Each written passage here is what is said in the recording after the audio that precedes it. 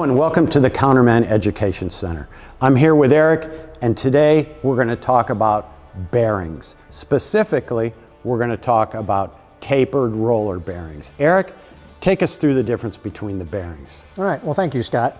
Tapered roller bearings are most well known actually for the applications on the front of older vehicles, and you had to service them on a regular basis when you did the brakes. Took the rotor or drum off, cleaned the grease and cleaned out the bearings, repacked them, put a new seal on, put everything back together. Those were mostly replaced by a sealed wheel bearing, basically to eliminate service. Now, there are some advantages to a sealed wheel bearing, but I want to talk about the tapered roller bearings. The advantage to a tapered roller bearing is these are very durable and very rugged. They handle the axial and radial loading that's applied on them very well. So a tapered roller bearing, if it's serviced properly, very rarely wears out.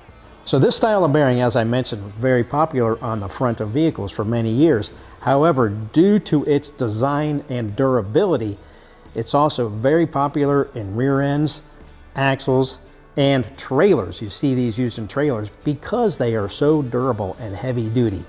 So a very common bearing today still in trailers, trucks, and any very heavy duty applications. You just have to remember they require regular service, but a fantastic, very durable bearing.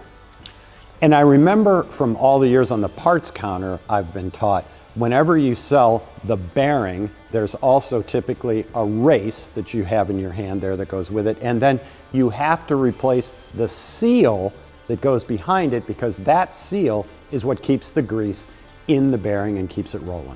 Absolutely, that's great advice, Scott. Thanks, Eric. And thank you for being with us. We'll see you next time.